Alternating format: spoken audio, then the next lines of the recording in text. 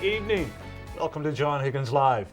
I'm John Higgins, and it's so good to be back with you. My guest this evening is the chief of the Passamaquoddy First Nation. His name is Hugh Akagi. Now, Hugh is here tonight because he's going to explain the history and the future of the Passamaquoddy First Nation people. I'm going to call him Chief Hugh because that's what he likes to be called, or that's what everybody calls him. Right? Yes. Exactly. Chief Hugh, once again, it is so good to have you here this evening. I want to tell everybody this before we start. I had a chance yesterday. I met with the chief yesterday just to go over a few things, what we're going to talk about, where we're going to go with this. I learned so much about the Passamaquoddy Nation in that meeting than I've ever was taught before. So I knew I had to go home, and I thought I really got to do my homework on this for tonight's show. So I went home and I walked through the door and I said to my wife, I said, I don't have a clue. And she said, I've known that for years. And I said, but I don't have a clue about the Passamaquoddy Nations, and I feel really, And I explained that to the chief yesterday during our meeting, and he was so kind to say, it's because you were never taught. That's right. Right? Absolutely. And I'm so glad you're here tonight because you can teach me, okay, and our listening audience on just what the Passamaquoddy, what the future is for the Passamaquoddy Nation. Number one, the past of the Passamaquoddy Nation. So it's so good to have you here. Where do you want to start? Well, I'd like to thank you first, John. No problem. For having me. Spending the time you spent with me yesterday. Right. That was very special. Yes, it was. And this is an opportunity. There are a lot of people who probably would like to know more about us, who should know more about us. And yes, I brought you a lot of history, but that doesn't make me a historian. So when I talk about the history of our people, I will reference. Yes. Because I've lived a lot of things, but my life is quite different from most of the nation, if you will, and a lot of other Native peoples in Canada. So even though my experiences are different, I've learned and I've met incredible people along the way. I've had so many knowledge keepers share their wisdom with me, and this is what I can bring to the table. I can talk to you about what I've learned. I can talk to you about the history that has been brought to me. And yes, it's a different history. It's a history you won't find in schools. It's a history you won't find in any curriculum. And that's probably what makes it so special, that this is a part of a hidden past, if you will. Not to be too negative, but we have been removed, ignored, basically from where we should be as rightful peoples within our territory. And this story is something that's been going on for a long time. It's had a lot of different players. It involves everything from governments to an education system to individuals who have benefited from our absence in this society. And so these are the stories that I'd like to bring forward.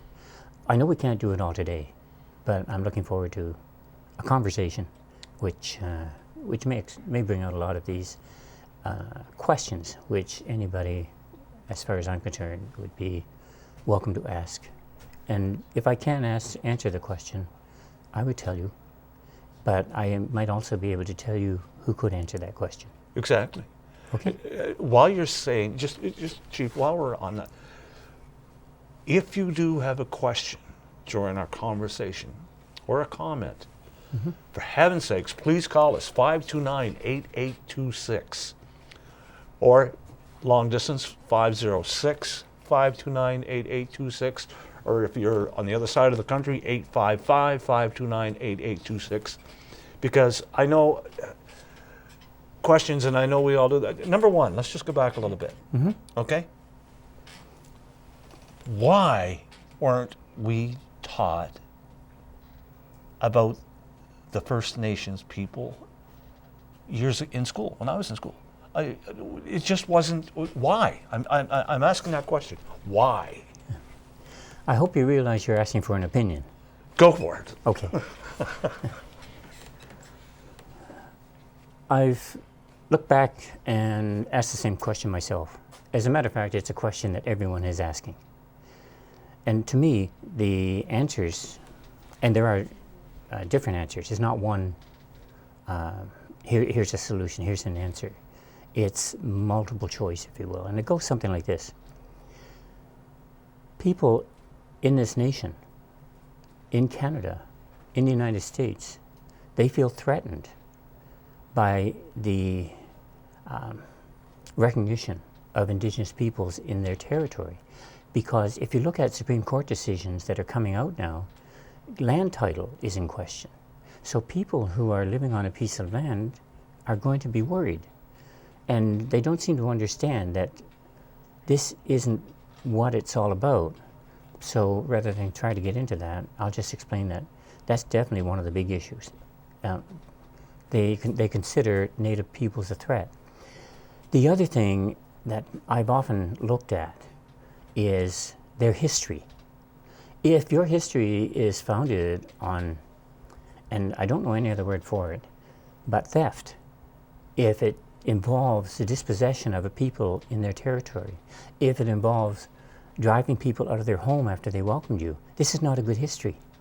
So why would you teach that in a school? They don't want me to know that. Of course not. So the history you're getting, by the way, the 400-year-old history of Westerners in our territory, if they go back and look at how successful we were, how well we were adapted to the territory, how well we lived within our territory, and then they look at what's happened to our people, this is a real history. And if they have to talk about that, it's very negative. It talks about a population of thousands of people probably going down to as low as 157 people. This is a book I've referenced to you that I saw in a Calais library, and I've seen other numbers less than 200.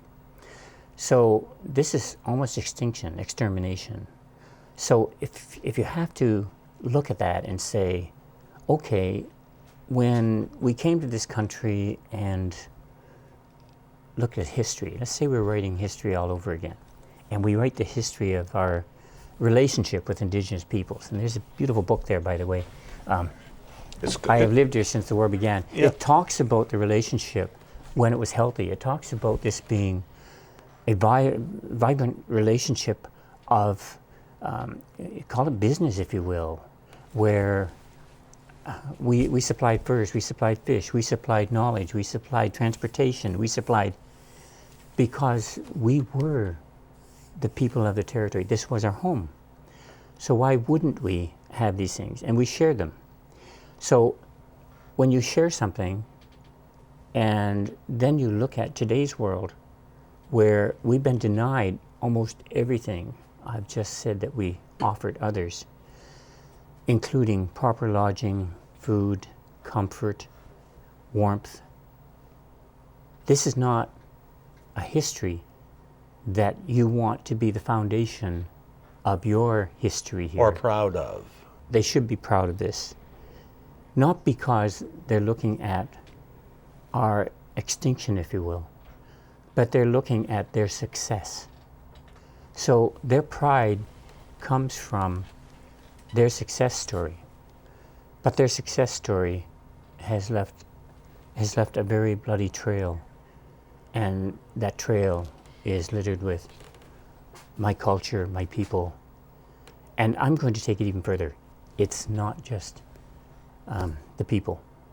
Our territory has suffered. We talk about our relations. We talk about fish, we talk about animals. They've suffered. if we look at what was here, don't forget when we were discovered, we were told that, good gracious, we have discovered paradise. I saw that. That was written, and that was the word that went back to Europe. Well, they talked about walking on the backs of fish. You could walk on the backs of cod in Newfoundland. You could walk on the backs of pollock in our bay. You can't do this anymore. Guess what's missing? The cod are no longer in Newfoundland. The pollock are no longer in our bay. So this is the real history. And so in order to address this, we have to look at a lot of things. We have to look at the footprint of industry. We have to look at what industrialization has really done to us. We have to look at the species that are missing from our territory, the species at risk. We have to look at empty forests, empty waters, and I was trying to think of a word for empty of people when I think of my people, because this is what's missing from the territory. We no longer have paradise. We no longer have a healthy home. This is our home. It's not just our place, a resident, a community. This was our home. We were happy here, we were healthy here, we were adapted, we lived with all the creatures. And if Western civilization can say, this is paradise, we have no problem with that. But when I look at the management system that has taken place and what we're looking at today, then it's paradise lost.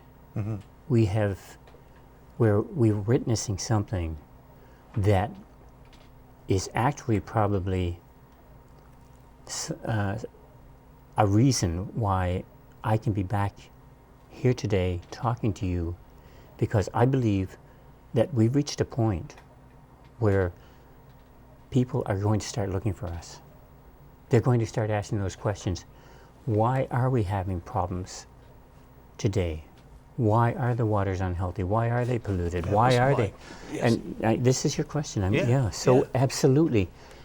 When you ask those questions, you have to go back to where things were healthy. And when you look at when things were healthy, I've often said it's not rocket science. All you've got to do is say they had lots of fish, they had clean water, so if we look at all of those things and we put it together, then all of a sudden people are going to say, maybe there's something about the indigenous peoples that they have answers. And I think this is why people are looking for us today. I think that's why there's a chance for us to come back as a nation. Do you think those questions are being asked? Do you think somebody is saying, come back? I know they're being asked. Okay, yeah. I know they're being asked. Excellent. Anyway, I'm probably off topic. No, you're not. Go. No, you're not. No, please. One of the other things that we talked about was, and I was really intrigued by this, was our area here, St. Croix River, St. John River, okay? Yes. You were telling me, explaining to me the names that you had, that your Yes. people have, the names, and I found that so interesting. St. Croix River, it was called? The Scudic. The Scudic, okay. Yes. Yeah. And the Scudic, as you just said, that was your highway, right? Yes, it was. Yes, it was. Exactly. Then you explain, I'm going to call it the bay out here, Yes. which was called the. We've always called it Bascatamakati or Passamaquoddy Bay. It's always been Passamaquoddy Bay. Yes. Okay, that was the name. Graminan, has it always been Graminan? Has it always been?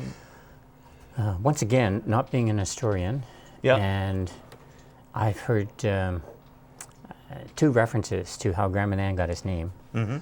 One of them was a translation given to me by a tribal officer who said that it refers to Mananook, which is a land away. So Graminan was our land away. Okay. All right. Mananook. But if you ask Scottish people, they'll tell you it goes back to Isle of Man. So I've heard both stories. Not being an historian again, Right. Yeah. I'm not going to pick which one is right, Okay. but Graminan has always been an important part of our culture. We've Yeah. got histories, stories there, incredible elders have On explained Graminan. On the island? on Graminan Yeah. have brought me stories of how it was such an important connection to the Mi'kmaq communities, the Micmac, The Micmac, yes. in Nova Yes. Scotia. And this, if I could give you another story, I'm back to Thomas King and the Please. Truth About Stories. Please. This is a Massey lecture that I was introducing you to. Mm-hmm. And Thomas King is explaining in the Massey lecture series how important stories are to the way we tell our side of things. We don't just explain words the way an ordinary dictionary does. We have to tell a story when we're Okay. explaining things, and in that story is embedded the meaning of the word, and the meaning of the word to us. So, back to the original scenario of Graminan, when we were talking about the importance of it and the elders, and this goes to myself giving a talk in a place called Dipper Harbor, Okay. and a chief being there from a Mi'kmaq reserve called Bear River, located just outside of Digby in Nova Scotia. Mm-hmm. Yes. Yes. And that chief asked me, can you tell me why I have so many people of Passamaquoddy ancestry descent in my community? And I said, no, I cannot. But I also have an island in my territory which have a lot of people of Mi'kmaq descent, and maybe we need to put that story together. So it was a while later, and I've asked the questions and never really got what I thought was the real answer until there was an elder on Graminan, and she was talking about the Mi'kmaq from Bear River, the Micmac. Back then we called them the Micmac. And she said that, well, everybody knows that the Micmac rode the currents and arrived in the top of Graminan, and the Passamaquoddy would go to the bottom of the island and hop the current. Which island would they go? They're in Graminan. Yeah. I have to explain, I'm sure I keep backing up on you, It's fine. but this goes back to my original career, if you will. I'm going to try to bring all these stories together somehow. Yep. But perfect. believe me, there's a trail here. And it starts with Huey thinking that his career might be in oceanography. I was very fortunate to work at the biological station as a summer student. While I was working there, I studied currents. There's an incredible gyre at the mouth of the Bay of Fundy. And that gyre is a result, of course, of those incredible tides. I didn't even think of how that gyre might have been known to my people as a way of traveling between Nova Scotia and New Brunswick. And that's what this elder was telling me. She was saying that the Mi'kmaq would come out of Digby Gut in there. We had ocean-going canoes, Okay, off the top yeah, of I that was gonna gyre. It would swing them right into Graminan. And then Passamaquoddy knew that if they hopped on that current at the bottom of Graminan, they could ride that gyre right into Digby Gut. They could be there in 4.5 to 5 hours in a canoe. And then it took me a while to realize, how long does it take me to get in a car, go to an airport, fly to Halifax, drive back to Digby? I can't do that. What if I drove around? I can't get there in that time. Right. They were more efficient. They could do it faster than I could using modern technology. So all of a sudden, there's a real awakening as to just how comfortable we were within our territory, just how easily we dealt with Mi'kmaq people. I was so ignorant at the time of how the Mi'kmaq people would help us, because they were known to be so supportive of our people in wars that took place pre-discovery in Maine. How did they end up in Maine fighting with us? They were an incredible people to go all the way around that bay. I had no idea that they could hop in a canoe and in a few hours Exactly. they'd be in our territory. Yeah. And this was knowledge that was brought simply by an elder telling a story and Grandma Nan. But all of a sudden, everything starts to take place. These are all pieces of a puzzle. Everything fits in a certain place. And I keep saying, once you get all the pieces in place, then you see the big picture. So as I get these pieces of the puzzle, as they come to me through books, as they come to me through stories with elders, I can put the pieces together. So I had a great conversation with this chief. Hey, I know why there are so many people in your community with Passamaquoddy ancestry. And we have a great story. I was invited to Bear River to talk about it. I gave a terrible snowstorm. There was an event going on. I was giving a presentation actually for an environmental group called ICE. And they pretty well closed down early because the storm was so terrible. I was the last speaker. So I thought, okay, this is going to be quick and easy. I'm going to speak to a few people. I'll be on the ferry home. And none of that happened. They took a break. The last of the government people left. I stood up to speak, and they had a community hall that was full. Every person in that community was in there. The school was canceled because of the storm, and they came down to my event. Really? And I had a great conversation with that community of how they were so connected to our community. Yes. And it's like magic. It is magic. When real history takes place, when we start to understand the connections are real. They knew that there are a lot of people from our nation in their nation. They never knew why. So to be able to take them that story and to have that conversation, it was a wonderful event. It must be so pleasing for them to hear this.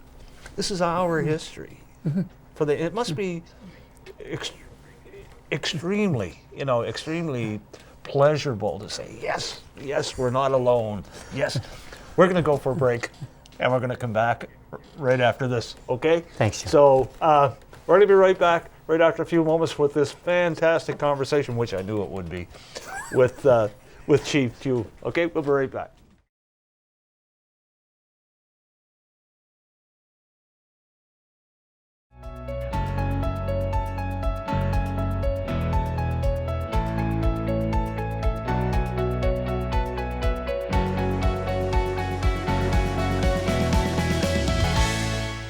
Hi, welcome back. Welcome to John Higgins Live. My special guest this evening, Chief of the Passamaquoddy First Nation. I'm going to call him Chief Hugh Akagi. Chief, so good to have you back.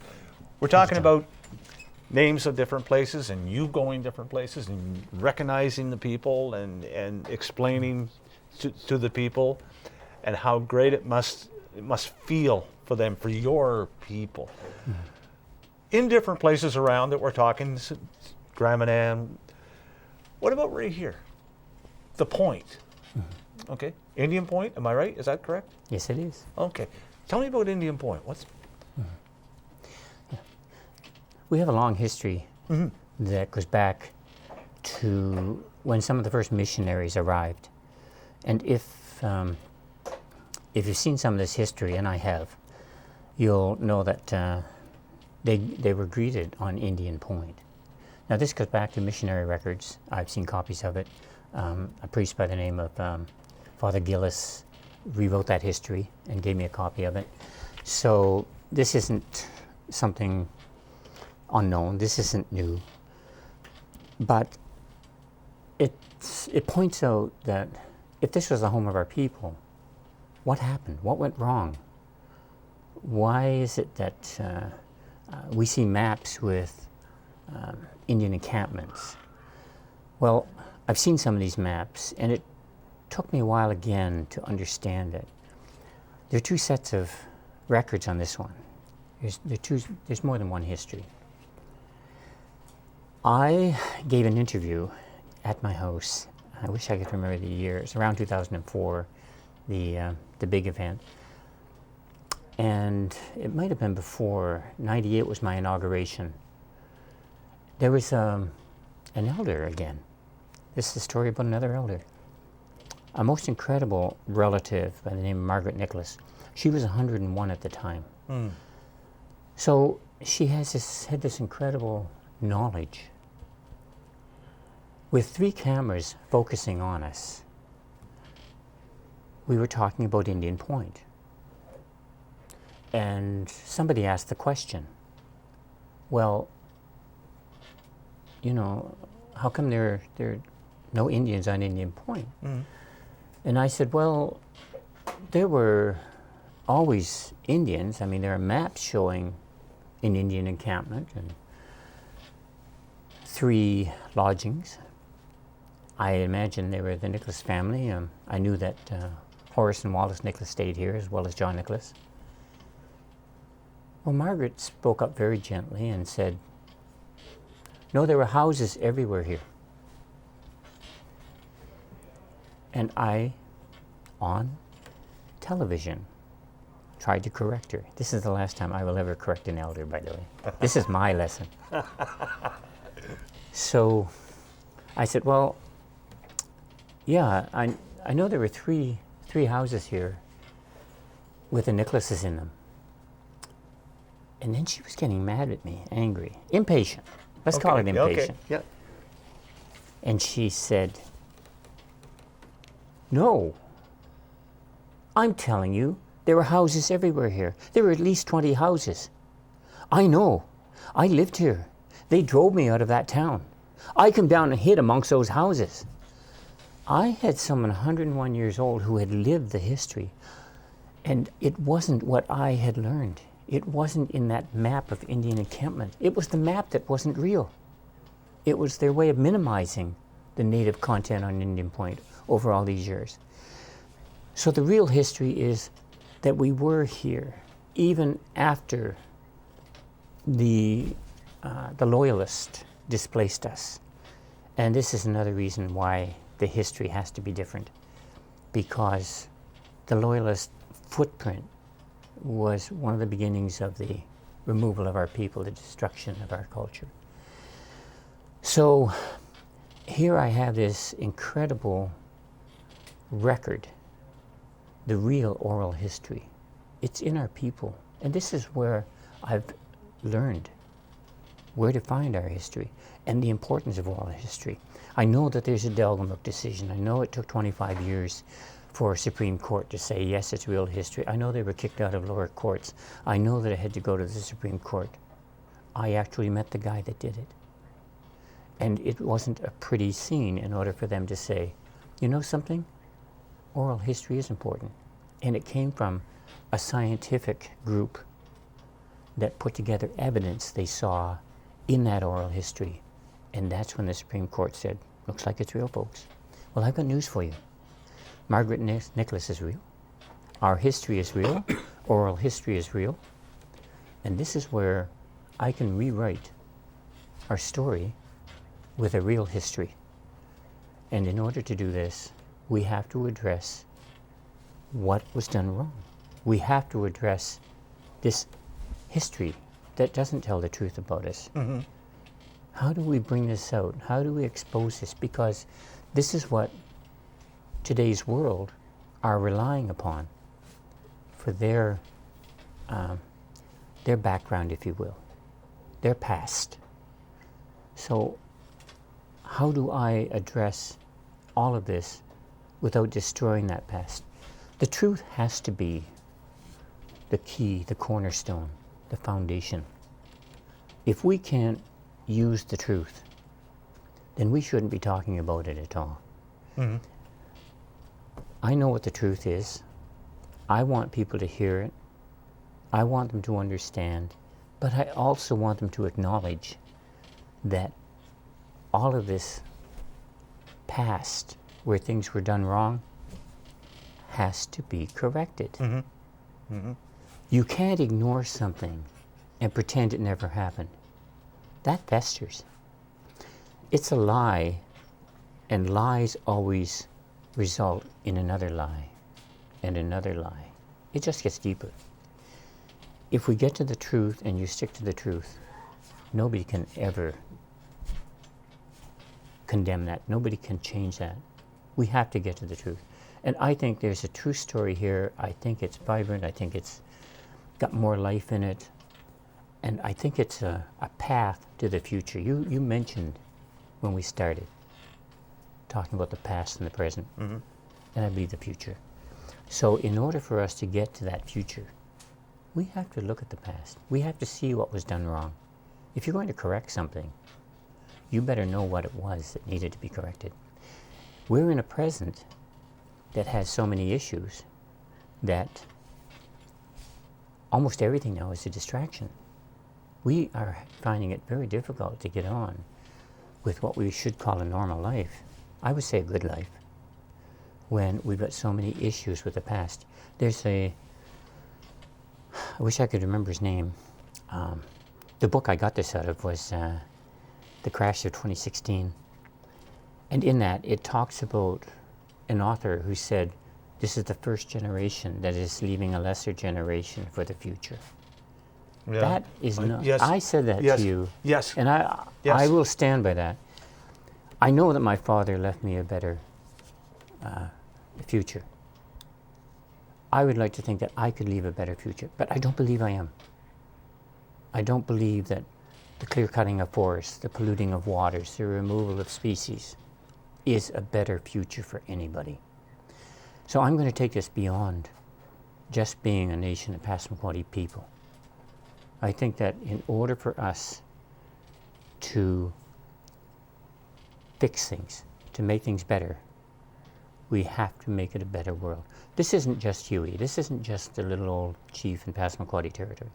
This is Martin Luther King.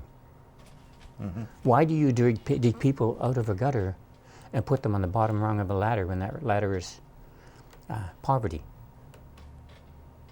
We have to fix poverty. How do we fix a world where you bring them into a world of war? You have to fix war. He was told not to do these things. He was told that, he was probably told this will get you killed. But they said, if you don't focus just on your issue of black people, you will destroy yourself. But he didn't do that. He stood up and he said, no, we need to fix everything for everybody in this world to make it a better world. I like that. And I think we can be part of it.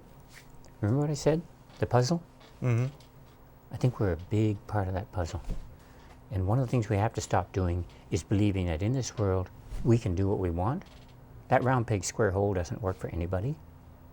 If we don't find the right piece and put it back where it belongs, then we're only going to cause more damage, because somewhere else you're going to run into that same problem where the wrong piece no longer fits.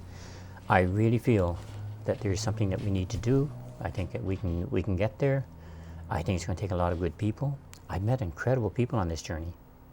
They're in governments, they're in education. There are incredible people both working within the different levels of government, because a lot of people are working on species at risk. A lot of people are working on our environment. A lot of people are trying to do the right thing. So if we can free them up from glass ceilings and help them, they know what's wrong. They know how to fix it. They will sit and talk to us. But when there's another authority that says, no, we have to support profit, we have to support industry, we have to support, I'm not saying we don't. What I am saying is not at any cost. This cannot be something that we're going to do carte blanche. There has to be an accountability. These are words.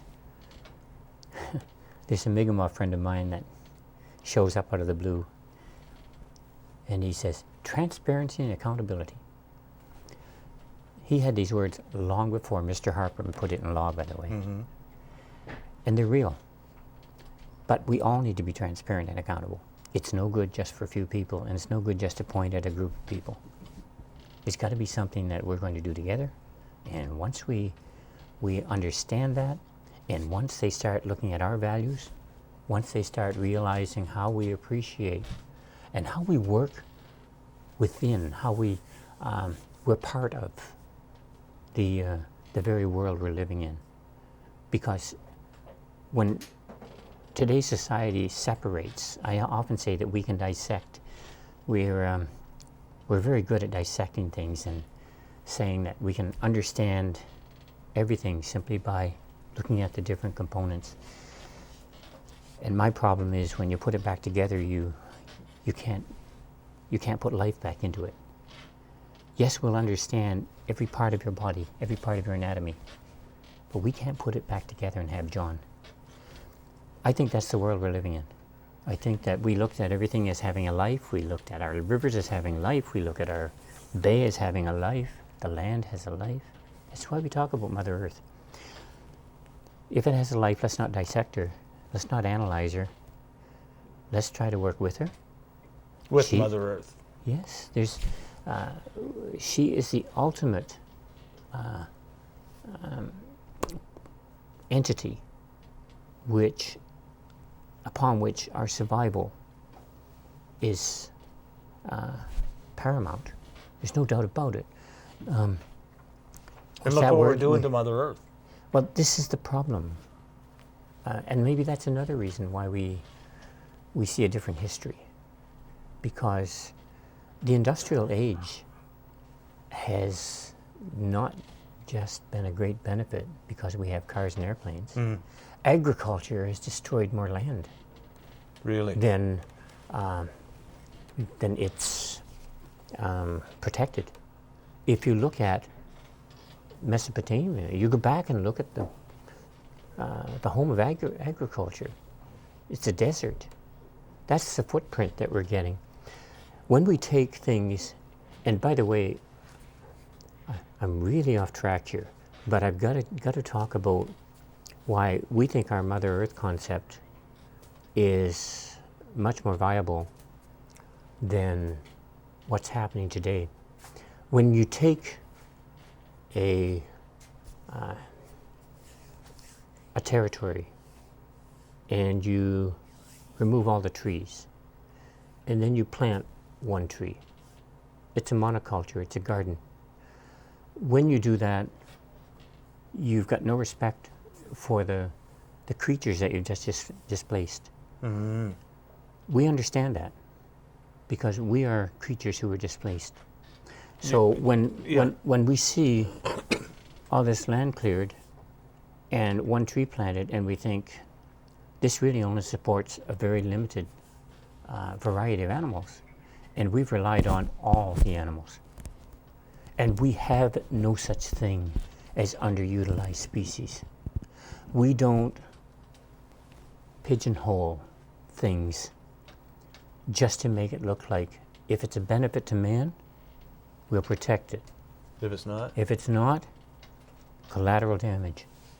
This isn't real.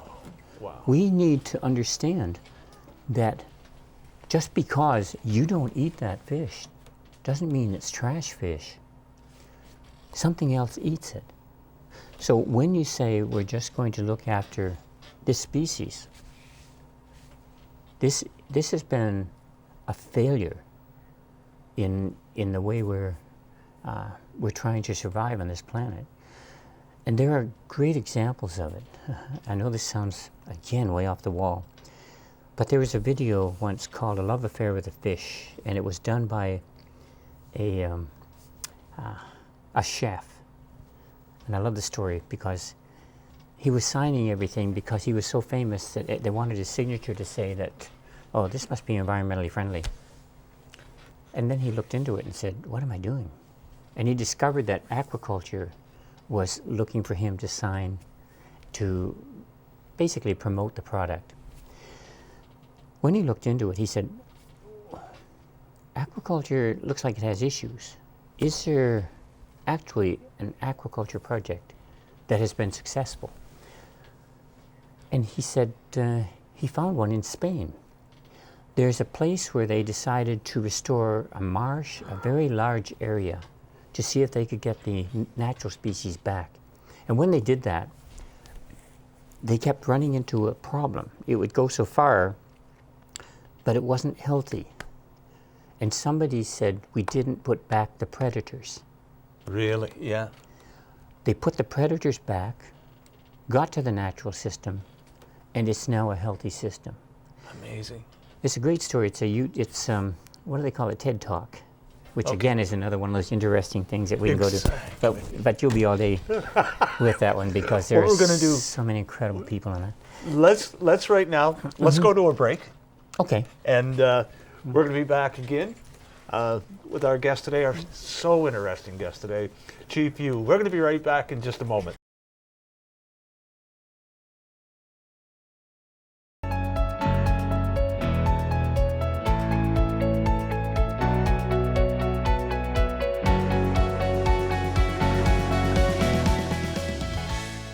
Welcome back.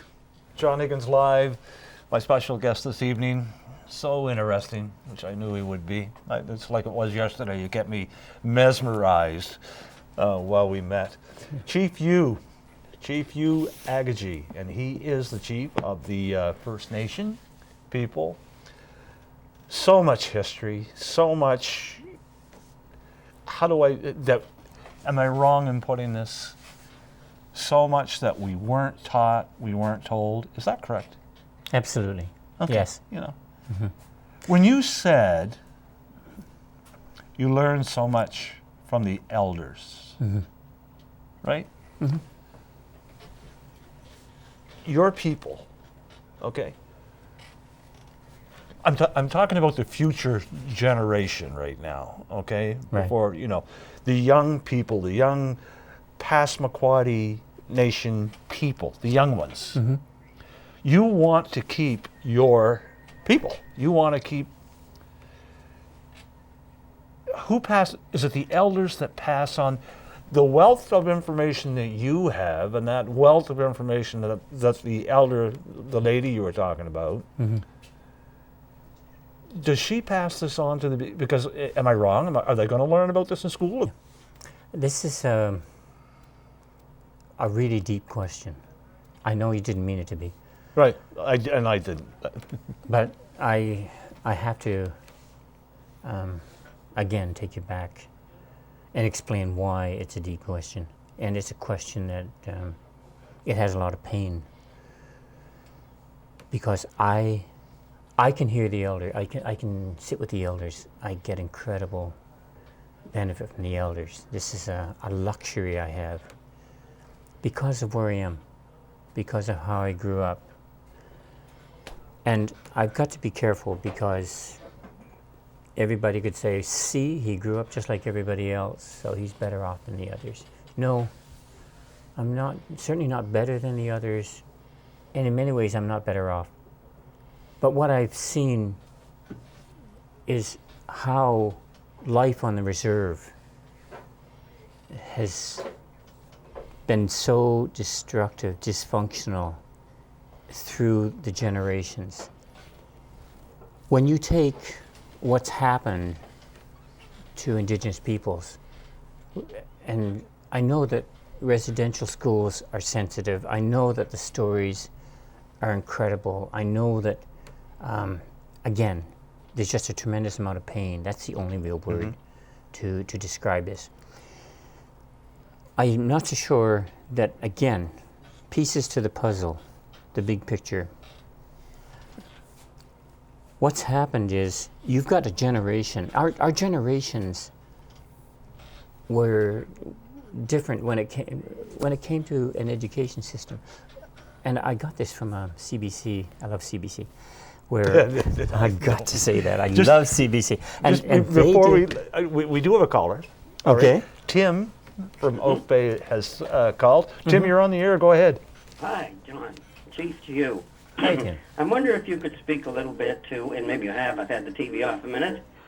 I wonder if you could speak to the peace and friendship treaties. Are they relevant today? Are they a useful tool? And where do we go from here with our relationship between the peoples of the Aboriginal and the people that have migrated to this country? Yeah, thanks, Tim, for getting me back on track. The peace and friendship treaties are a tool. We have to remember that these were negotiated by, again, generations before, call them elders if you will, but generations before us. And they must be pretty solid. The negotiation they did must have been pretty incredible, because they've been trying to get rid of these treaties and replace them with modern day, and we can't let that happen. The peace and friendship treaties don't give us rights. What the peace and friendship treaties actually do is they recognize our rights. So when Supreme Courts talk about this and bring these treaties forward, we've always known what our rights are, and we understand. So the real power of the peace and friendship treaties is for the other culture to have a tool to say, you know something, there is actually a legal, legitimate reason why we need to talk, deal with Indigenous peoples, and do this in such a way that it's somehow it helps their culture, brings it to the table, not just the table, it's putting it in front of the other culture. We talked about what we've done wrong, because when history takes you out of existence, when books write you out of existence, when everything says people are gone. Don't you remember John Wayne, the only good Indian is a dead Indian? Well, we were supposed to have disappeared. So these peace and friendship treaties, the Supreme Courts, they're actually using them to bring us back, to put us back in the picture, and to say, they should never have been removed. We should have listened then. When people talk and they want me to welcome them to the territory, I simply look at them and say, why? That's what these treaties were all about. So why not look at these treaties, understand the real meaning of the treaty and the real power of the treaty, and instead of dickering as to whether or not you're going to recognize the treaty by spending millions of dollars in court, millions and millions of dollars, I think it's an average of $30 million, 10 years, to fight these in a court system. Why can't we just get on with it and say, you know something? Your culture made a deal with our culture, and in that, our rights were supposed to be recognized and protected. That's never happened. We were supposed to allow you to live unmolested in our territory. That has happened. That's why all of this is here. So how do we get back to respecting what should have been done for the people of this territory in the first place? If we can get back to that, then we don't have to go through Supreme Courts. We don't have to wait for somebody in Ottawa to tell us what's right. We can say, we need to do something to help your people. We don't want you to disappear. We think that your culture needs to be part of what we're doing here. We think that we have something to learn, you have something to contribute. And only by working together will we actually be able to say, you know something, now we're sharing this territory. We haven't shared this territory yet. We've been kicked out of our homes. Back to the peace and friendship treaties. The power of the peace and friendship treaty, they haven't been able to destroy them. They haven't been able to get rid of them. This is what the Supreme Court arguments and debates, discussions are all about. That's what happens when a government says those treaties aren't real. This is what people are trying to do when they say, it's in the past, you know. I love it when they say you've got something 250 years old. So how can you possibly say that means anything today? And I love looking at people and saying, the land grant you're using to claim the town of St. Andrews, how old is that? If you cancel that, then we cancel the treaty. Oh, by the way, you no longer have the right to live here and you no longer own the land. They don't like that answer. All of these things are real. This is the way we should have looked at things. We have a covenant. This was explained to me by an incredible minister from out west. The treaties are covenants. And they're not just covenants where Indigenous peoples are obligated to respect the people of Canada. This covenant was to protect us in the way we lived our lives. And that has not happened again, I'm saying that. The other thing that people don't understand is that, I love it again when they say, well, you don't exist. Legislated out of existence, it's a long story, 51, they didn't take our census, etc. Okay. When we signed the treaties of peace and friendship, there was no Canada. Does anybody understand that? Dear Canada, it's not me that doesn't exist, it's you. We signed the treaty with Britain. Britain are obligated to us. You have accepted that obligation. So please don't tell me I don't exist when the country that didn't exist is determining whether or not I exist. Wow. This is chicken and the fox and the chickens. Yeah, So exactly. reality, peace and friendship treaties, they're great. They shouldn't become they shouldn't become a tool. They shouldn't become a weapon. And that's what they're becoming. People are fighting over these as if they're weapons. And they're not. They were meant to protect people. Weapons destroy. Our culture has been destroyed for years. My territory has been compromised and destroyed for years. My people, destroyed for years. I think we've got to get back to a discussion on how we're going to fix that. It's not rocket science. Guess what? Residential schools, reserves, they were meant to destroy communities. They were meant to destroy language. We're talking about the language. The language is a connection to the land. The language tells you what we did. That's why I had the problem with St. John, St. George, St. Stephen. Noun, pronoun. But if we can talk about Scudic, our river that was cleansed by fire, we can talk about the Wolastoqey, where it's a beautiful river. We can talk about St. George instead of St. George, it's where we fish sturgeon. St. Stephen, where we hauled out our canoes. Exactly. There's a whole story here, remember? The truth about stories? It's all there.